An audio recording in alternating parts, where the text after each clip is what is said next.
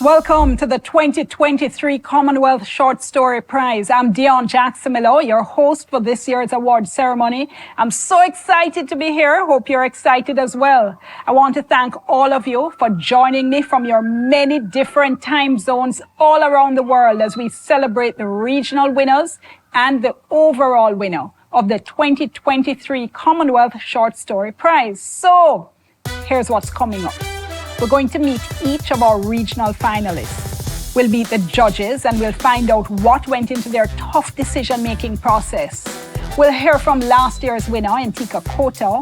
And finally, we'll be announcing the overall winner of the 2023 Commonwealth Foundation Short Story Prize. Now, don't forget to join us on social media. Please use our hashtag, it's CW Prize, and say hello in the chat. And if you see anybody saying, "Whoppin'," that's coming from Jamaica. That's how we say, hey, what's happening?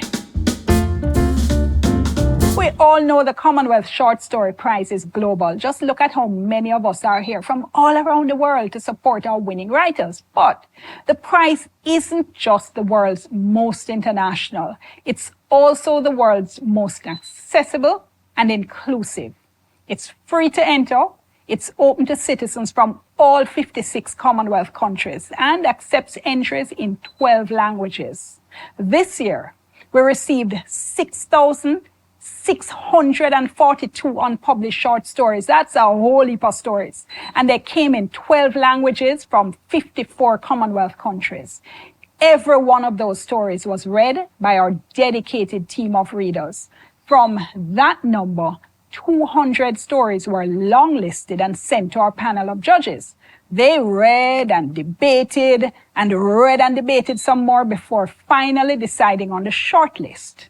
The judges were Bilal Tanweer, who chaired, Remy Ngamije from Africa, Amina Hussein from Asia, Katrina Best for Canada and Europe, McDonald Dixon for the Caribbean, and Selena Tusitala Marsh for the Pacific. From the short list of 28 stories, the judges selected 5 outstanding regional winners. Hana Gammon from Africa, Agnes Chew from Asia, Rue Baldry for Canada and Europe, Kwame McPherson from the Caribbean, and Himali McInnes from the Pacific. Each regional winner gets £2,500 and a full membership to the London Library.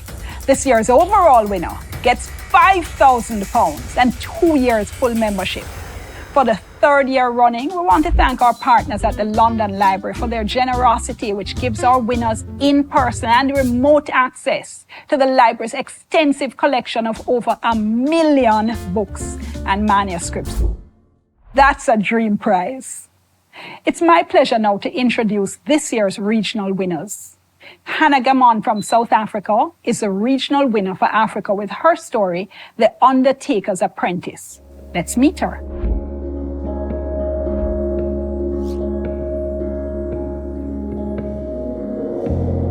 Hello, my name is Hana Gammon. I'm a writer from Cape Town in South Africa. I'm currently studying BA Language and Culture at the University of Stellenbosch. I'm in my 3rd year now. Stellenbosch is a place with a lot of culture, a lot of history, and it's an incredibly beautiful place. I've met a lot of wonderful people from all different journeys here, and I've learned a lot. This has been a very familiar place to me. I've come here very often ever since I was little to visit family, and I've come to learn a lot from this place, both personally and also academically in the last few years as a student here. This is a story about the stages of life and transitioning between different stages of being. I suppose in its own way it's a kind of coming-of-age story.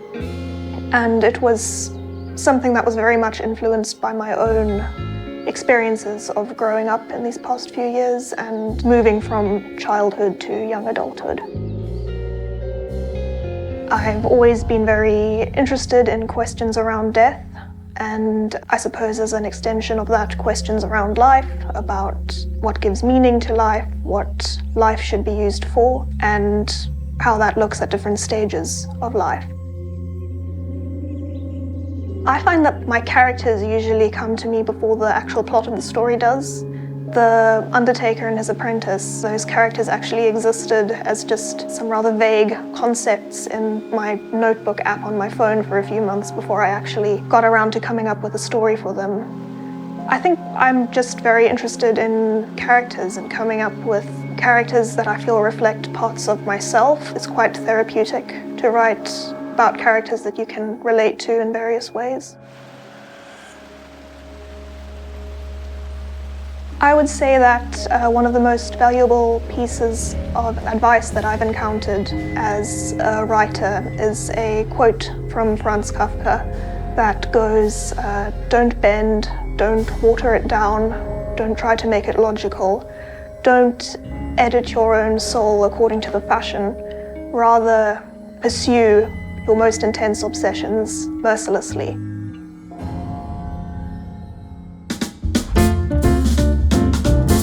In this year's edition of the Commonwealth Short Story Prize, Africa really dazzled with the diversity of stories that were on offer for the judges' consideration.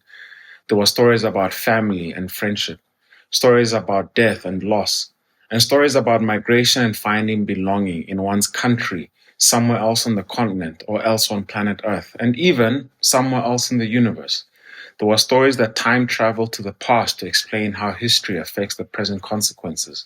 There were stories that tried to explain the contemporary moment, and other tales that hinted at the future, both bright and dark. All of them were enjoyable.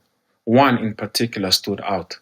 Hana Gammon's The Undertaker's Apprentice is a wonderfully rich story about death and its exchanges with life on a regular basis. It is also a story about childhood and coming to terms with mortality and learning how to navigate a very, very complex issue that all of us will have to face one day. She is thus rightly the winner of the regional prize for the Commonwealth Short Story Prize in 2023, and it is my pleasure to have her read an extract from her exceptionally wonderful short story. He had always been there, and he had always known the weight and the worth of everything. And as I stood there with my face smeared with tears and my clothes stained by mud and grass, I cried through the grey stillness of the morning to the old man. "I don't need to know what's in the box anymore.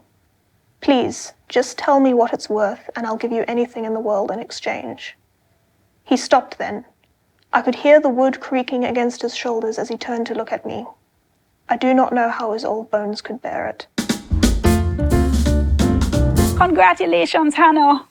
Let's meet now the regional winner for Asia, Agnes Chew. Her story is Oceans Away from My Homeland.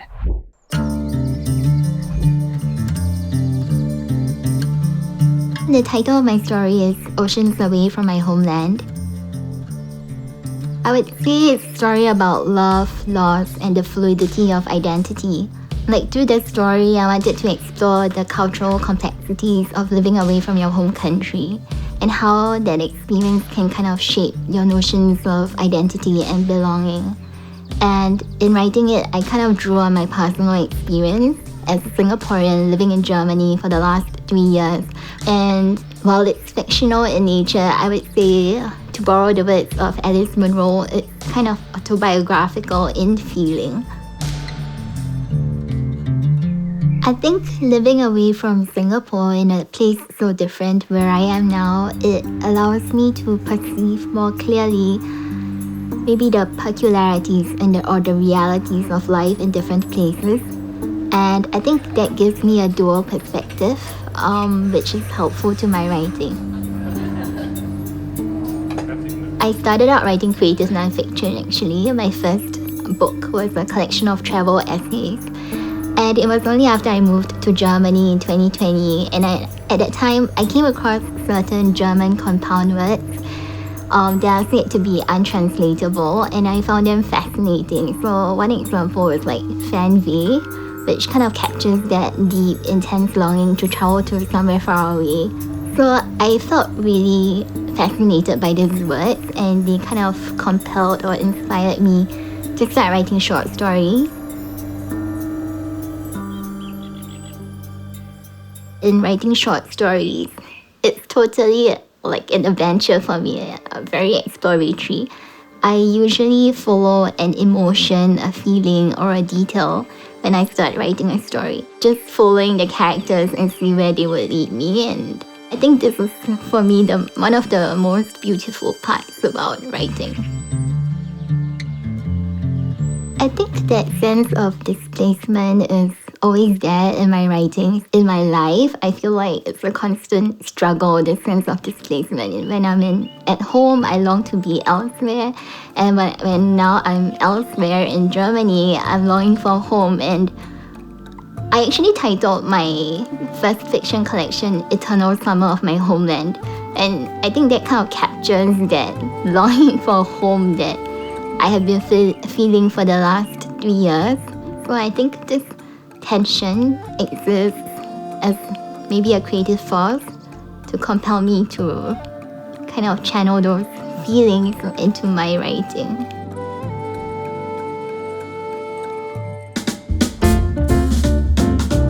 Hello, Aibovan, Vanakkam, Assalamu alaikum. My name is Amina Hussain from the island nation of Sri Lanka, the Asian judge for the 2023 Commonwealth Short Story Prize. Personally, I felt it was a great honor and wonderful opportunity to read stories not only from my region, but from around the world. I firmly believe the short story form is one of the more difficult forms to write.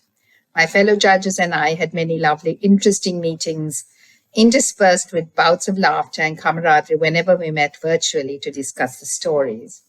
Since the stories were of such high caliber, we agonized over our task of selecting the best 5 or 6 stories from our region, but we eventually managed, and congratulations to all the shortlisted authors from the region. The stories that were shortlisted from Asia showcased an ever-changing region grappling with modern life. In these stories, Asia was bursting with life, desire, hopes, and dreams. All the stories have a strong sense of place and convey very effectively the unique sights, smells, and sounds of Asia. The winning story for the Asian region, Oceans Away from My Homeland by Agnes Chew, is beautifully told. It is the story of a woman who has been given the life-shattering news of being diagnosed with cancer, while at the same time trying to adjust to life in a new country, which is her husband's homeland. It's a great story with multiple themes and tackles migration, language, and displacement with a vulnerability that relates universally. It's a very human story, and from the very first time that I read it, it stayed with me, as it still does, even now. I'm delighted to introduce Agnes Chew, who will now read a short extract from her winning story, Oceans Away from My Homeland. Thank you. Ich habe Angst. I type back. In German, the word Angst refers not to the vague anxiety one feels about the state of the world, but rather fear. A literal translation, I have fear.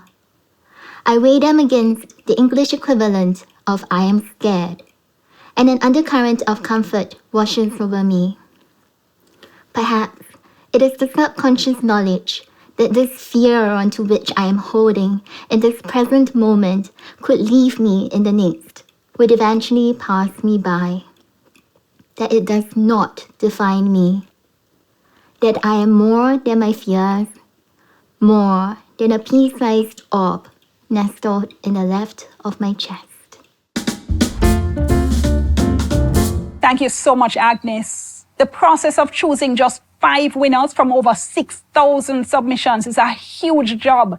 Nobody knows that better than our judges. So we want to find out how they did it. Before meeting the chair of the judges, Bilal Tanweer, here's a peek behind the scenes.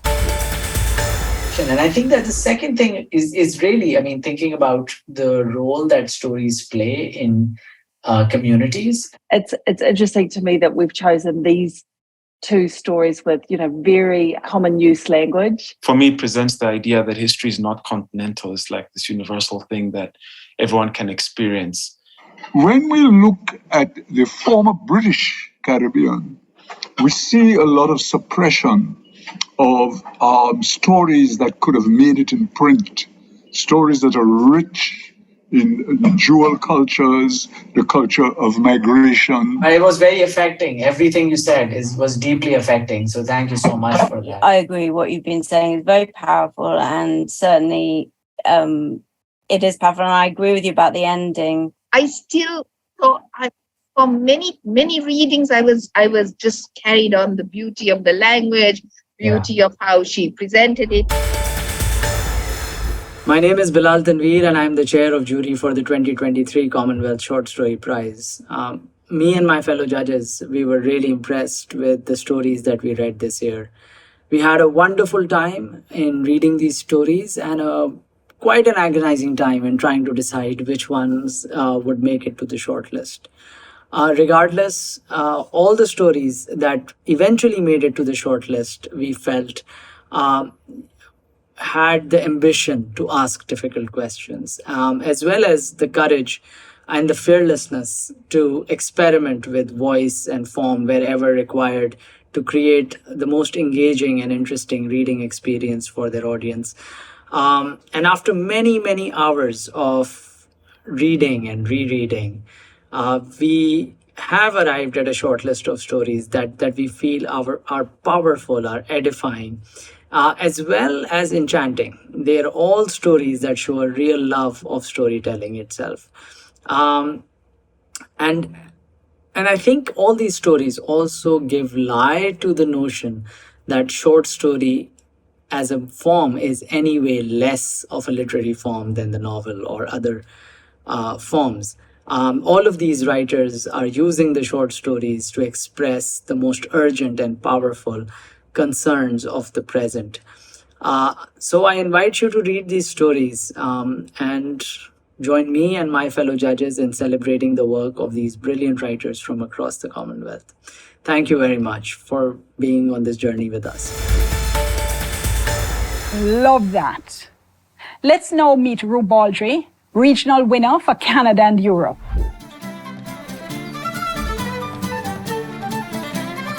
I'm a British fiction writer called Rue Baldry. Though I was brought up in the southeast of England, I've lived in the northern city of York since 1988. My writing's been influenced by how closely we live to the past in York.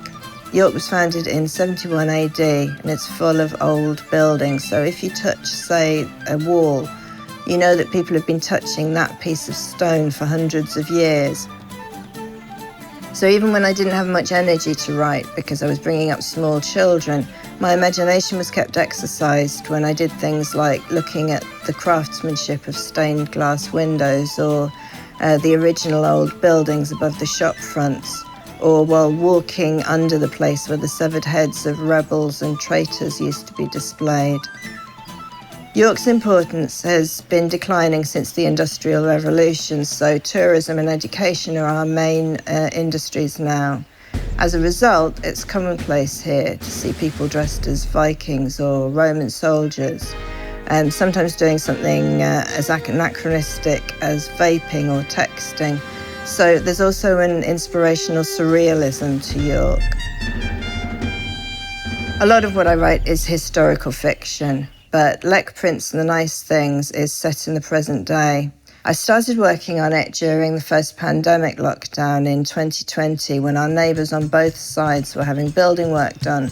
Our children who were students came home, so all 7 members of our family were in the house all the time. I was supervising my son's schoolwork, and all of that made it very difficult to concentrate enough to write properly. So that meant that this story spent a long time germinating in my subconscious before any of it got written down. I think it benefited from that slow process. And then it took a couple of years for me to work out what the ending ought to be. I kept leaving it and coming back to it and adjusting until I finally realised that what was important was that he should save himself in the end. By September 2022, it was finally ready to be submitted to competitions, the first of which was the Commonwealth Prize, which I'm very pleased about now. If I was in a position to speak to my main character, I'd say, hang on in there, don't let them grind you down. I'd also like to tell the polit analysis to get over themselves, but there wouldn't be any point because they wouldn't listen to me.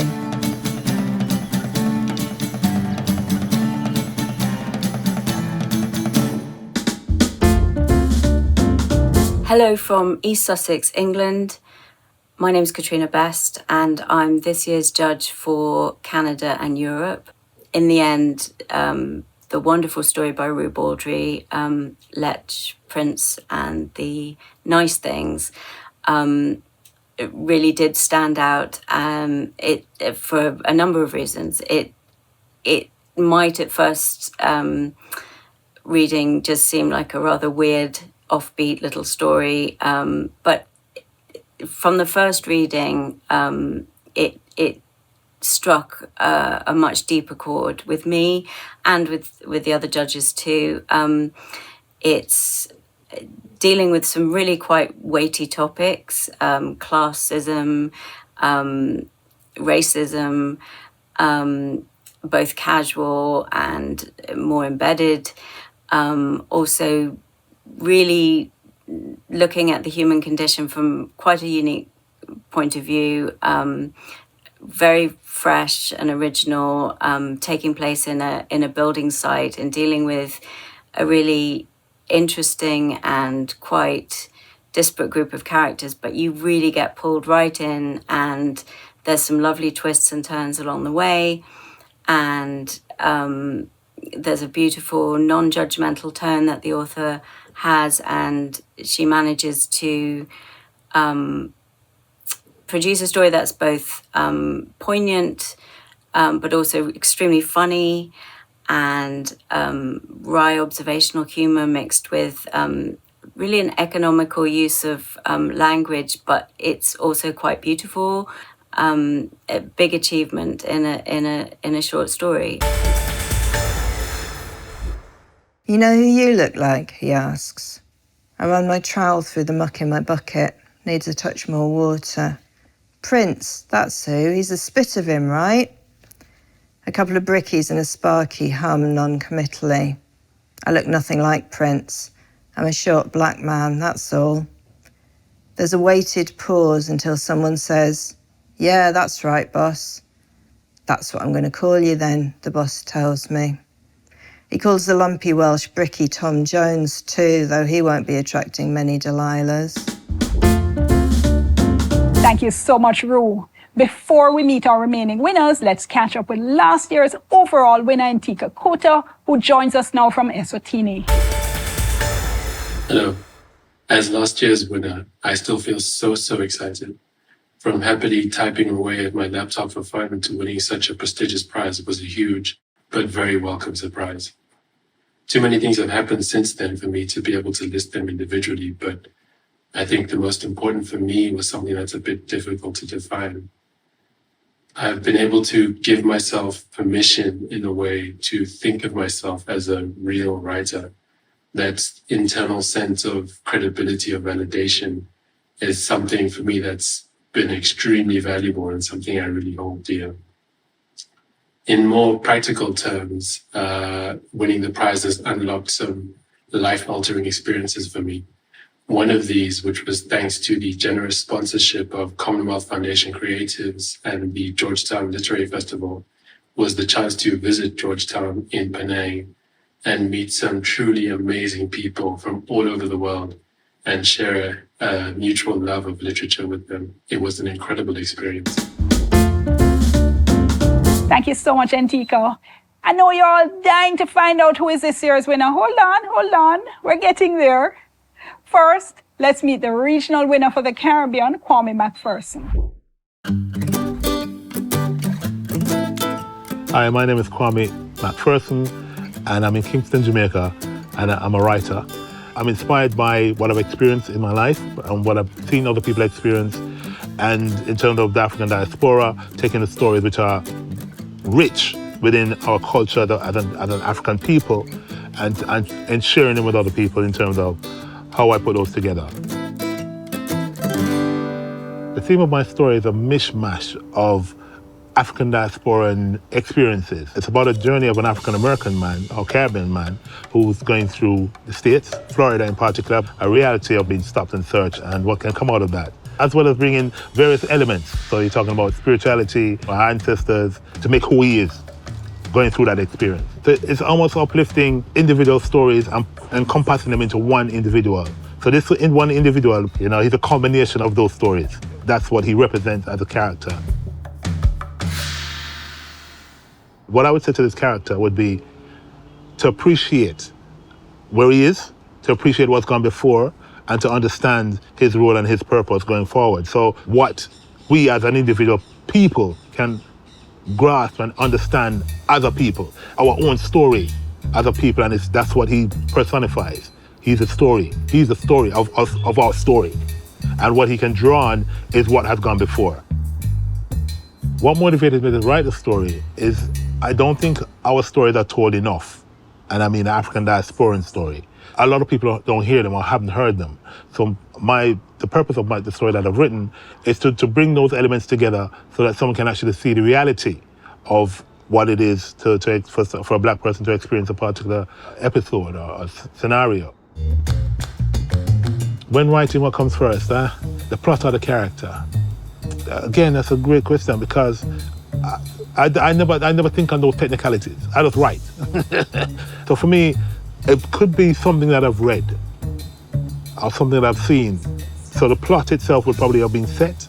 Then it's a matter of visualizing a character within that plot. And then sometimes I may flip the script and say, all right, let me start with the plot first and then shape the character from that. So the two of them are intertwined. But for me as a freestyler, I go with either one. With whatever I'm inspired to write, I just write. And then it will shape itself as I go along.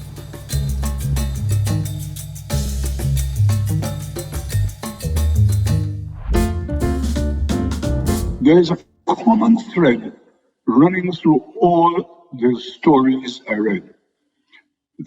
I saw it in the cynicism, the superstitions, the rituals.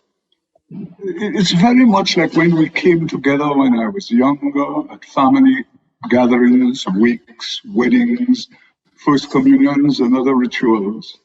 Whenever we chose in the old days, and that's before television, whether it was under the moonlit sky or lampposts or any other place we chose to uplift our spirits. Okoye is a very strong short story. It's a memorial to the endurance of the human spirit. Although not set in the Caribbean, you get the feeling that the person telling the story is from there. There's the food, the people, the narration, appearances and disappearances, all happening in a very logical sequence that gives the story life. It's palpable. There is nothing incredulous about it. The bright ball swiftly consumed my mirror, and Officer Tor must have caught the light from the corner of his eye. He drew his weapon. Involuntarily, I flinched and ducked down onto the passenger seat. I wanted to make sure I gave myself a living chance. Abruptly, I heard both officers shouting, panic in their voices. Then a barrage of shots shattered the night. They emptied their clips. I counted over 17 shots. None splintered my window or smashed into my car.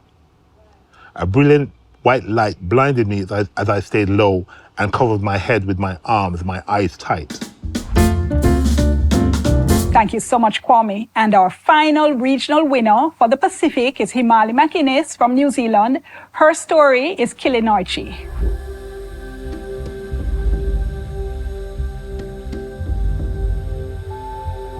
My name is Himali McInnes. I was born in Sri Lanka. My maiden name is De Almeida, which is a Portuguese last name. I've lived in New Zealand most of my life, but growing up I also lived in Malaysia and Papua New Guinea and back in Sri Lanka.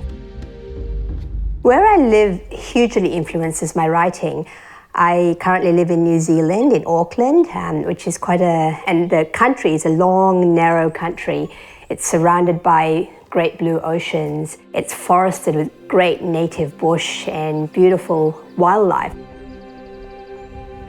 So all of that seeps into my writing because I love the outdoors, I love green things, and I love that sense of restoration that you feel when you're out in the outdoors.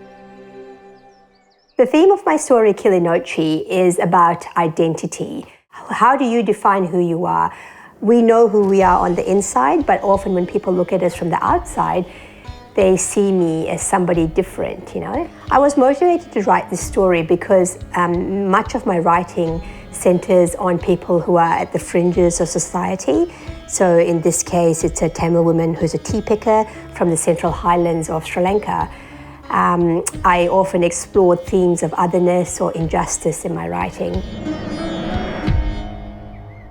If I could meet the characters, if I was to meet Nisha, I would not have much to say to her because her story is so full of trauma and heartache. I'd probably more want to just sit and listen to her and hear her out. And if I was to meet the character Sam, who is Nisha's white Pākehā husband in New Zealand, he is an engineer and he doesn't really believe in the supernatural. He believes only in things that he can touch and see and feel and hear in the sensate world. I would say to him, you don't know what you don't know. There is so much more than is dreamt of in our small little philosophies. The most useful piece of advice I've been given as a writer is to write something every day.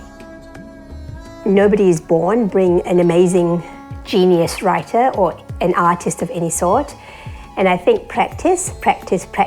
Sometimes we don't feel like writing or being creative, and it's just a case of actually just sitting down with your notebook and a pen or your computer. And then sometimes you find that the very process of writing lubricates your imagination, and then you start to feel the words flowing and things that I don't normally write come out. When I look back at it in the morning, I'm like, wow, that's really cool. I'm going to use that in a poem.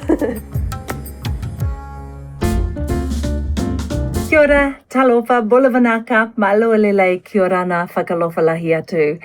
It is Selena Tusitala-Marsh, judge for the Pacific region, which included Australia, New Zealand, and all the Pacific Islands.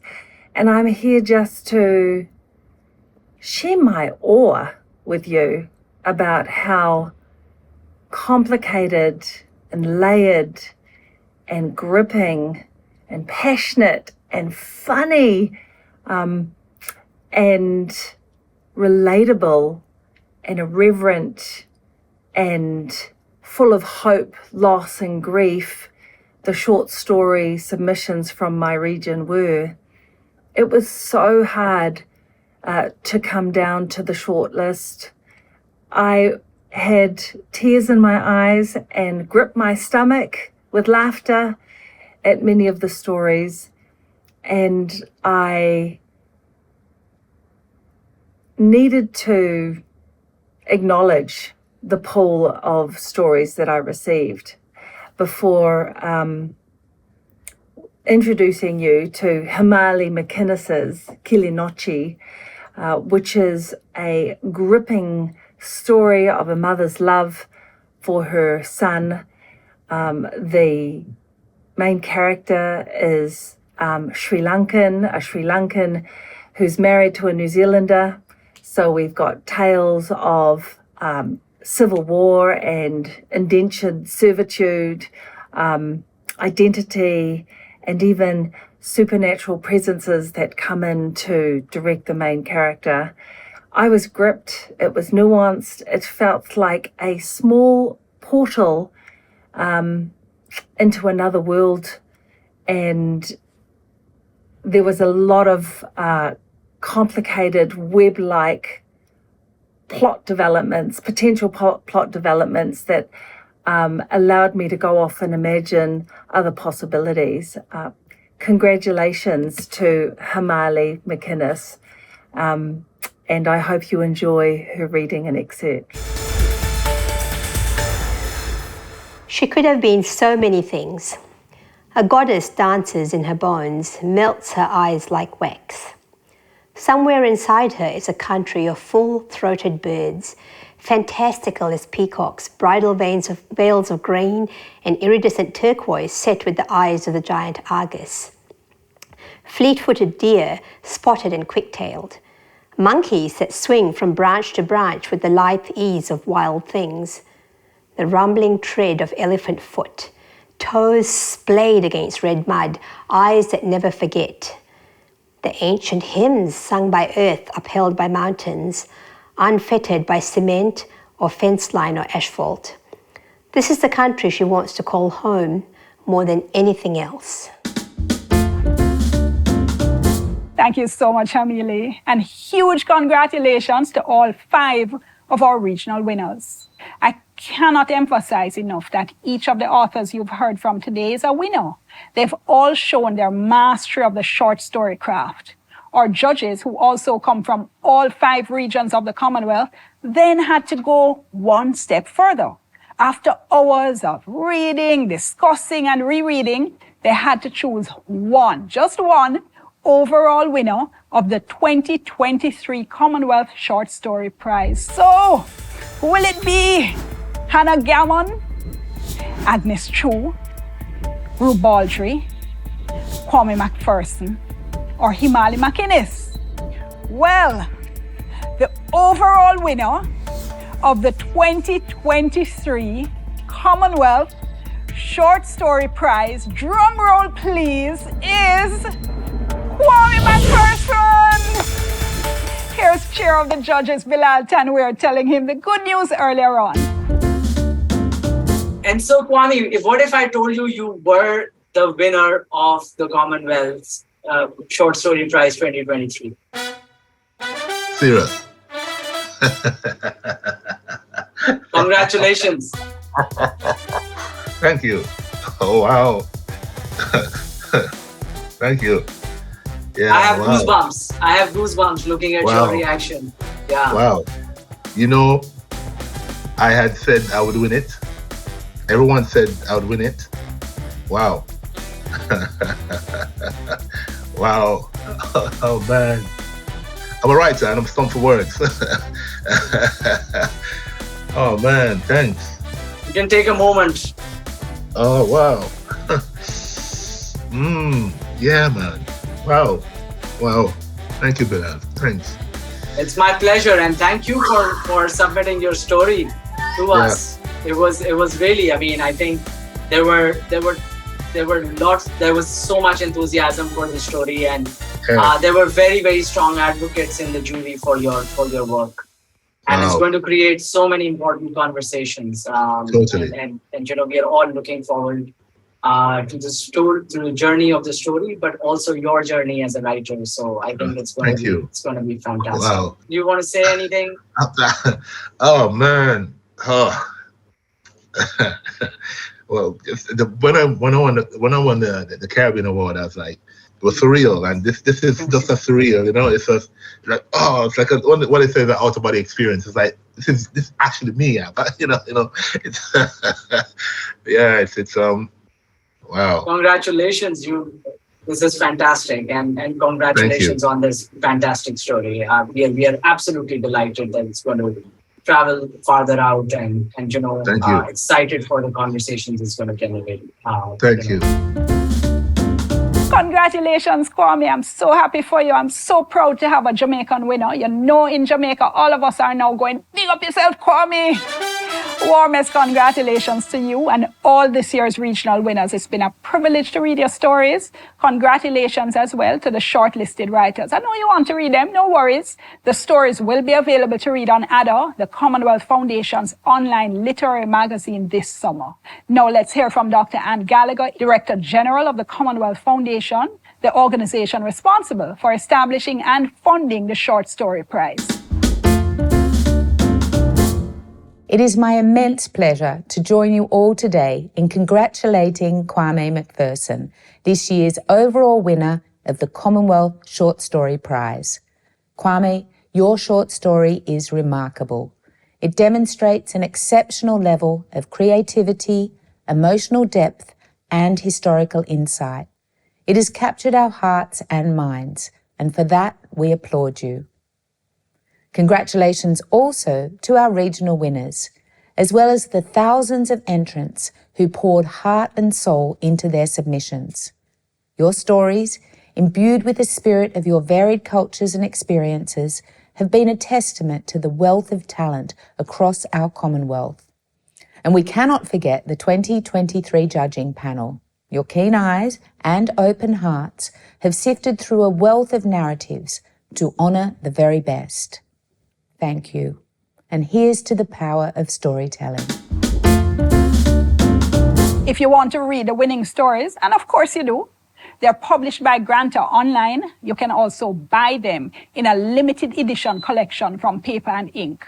By now, I know you're all excited and you're ready to enter. So start writing. Submissions for the 2024 Commonwealth Short Story Prize will open from September 1, 2023. So make sure, send us your stories. We want to read them. The world is waiting to hear them. And you know something? I think I've about convinced myself to enter. On behalf of the Commonwealth Foundation and our friends and partners at Granta, the London Library, and Paper and Ink, we wish you and your loved ones a happy and healthy year to come. As we say in Jamaica, walk good. We'll see you next year. Bye-bye.